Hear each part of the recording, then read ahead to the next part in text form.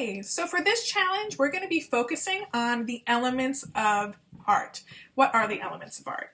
They are the building blocks to creating any and all forms of art, whether it's two-dimensional or three-dimensional. You have to at least use one of these elements of art to create something.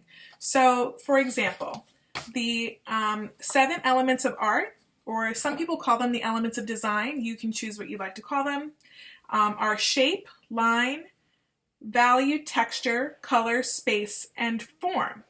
And we have gone over all of these in different kinds of ways. You might be able to think of some projects that we've completed where the focus is on at least one, if not multiple of these elements. So here we have line.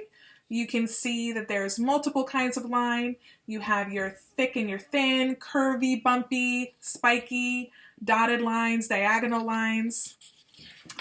You have your shape, and the shape, that's that enclosed space. So if you notice, I actually use line, right, to create a shape. If I left a little opening here, that would still be a line. So it has to be enclosed.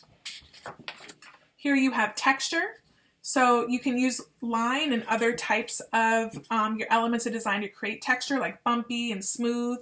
You have rough or hard. This is supposed to be spiky or jagged, soft like a cloud. So there's different kinds of textures that you might want to show in your artwork.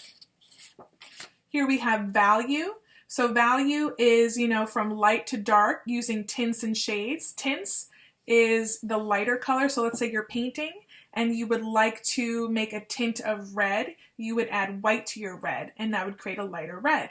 And a shade is when you're adding a darker color like black to your color to make it shaded. So think about going outside and you're really, really hot and you want to cool off. You look for that darker area of grass where it's shaded, and that's where you'll be able to cool off a little bit. And of course we have color. We know the color wheel. And we have practiced different color schemes in different artworks that we have done, like the analogous color schemes.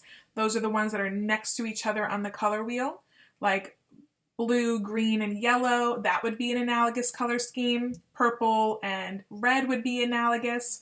We also have complementary color schemes, the ones that are opposite on the color wheel, like blue and orange, okay, red and green, purple and yellow. There's also many, many other color schemes that we might not have even touched on yet.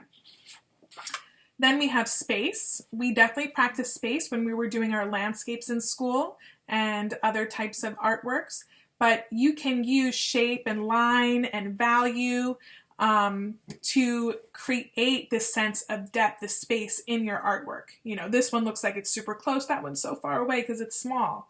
You have overlapping. You also have shadows and your tints and your shades to create that form. So there's different ways to create space. Last, we have form. Okay, form is taking a shape and making it look three-dimensional. And there's many ways that you can do that.